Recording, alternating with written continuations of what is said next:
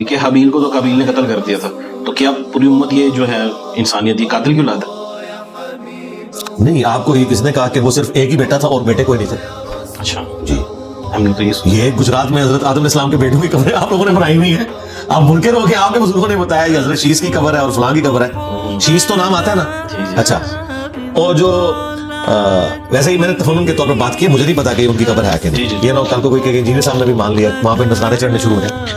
جو مولانا طارق جمیل صاحب نبی اسلام کا شجرہ پڑھتے ہیں اس میں قابیل کا نام کہاں پہ آ رہا ہے؟ شیش بن آدم. ہاں، تو حضرت شیش علیہ السلام کی اولاد میں سے، قابیل کی اولاد میں سے کہاں سے؟ اور میں اس سے بھی اگلی بات کرتا ہوں، یہ ممکن ہے کہ کسی نبی کا والد کافر ہو، اس سے کیا فرق پڑتا ہے؟ اگر نبی کے جسم کا ٹکڑا کافر ہو سکتا ہے. ہمارے استاد مولانا اسحاق صاحب نے بہت بڑی بات کی تھی جب لوگ جھگڑتے ہیں نا کہ وہ والد کا لفظ اور ابی کا لفظ ابراہیم علیہ السلام کے لیے، اگرچہ ہم تو یہی مانتے ہیں کہ وہ چچا تھے، ابی کا لفظ چچا کے لیے ہے، لیکن اگر کوئی والد کو بھی مانتا ہے، یہ گستاخی کہاں سے بن گئی؟ نبی کے جسم کا ٹکڑا نوح علیہ السلام کا بیٹا وہ کافر نکل آیا.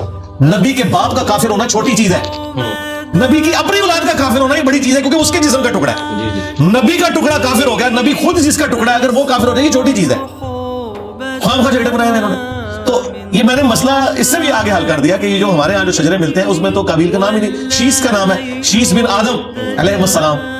بات ہی ختم ہوگی. اور میں نے اس سے بھی بات بھی ختم کر کی کہ کل کو حضرت شیش کو کوئی نکال لے بیچ میں سے تو میں اس سے بھی اگلا جواب دے رہا ہوں. قیامت تک جو وسوسے ہیں نا وہ اللہ کے فضل سے، ہم تو پلانٹ ارتھ سے باہر پھینکتے ہیں، پہلے باؤنڈری سے باہر پھینکتے تھے، اب پلانٹ ارتھ سے باہر.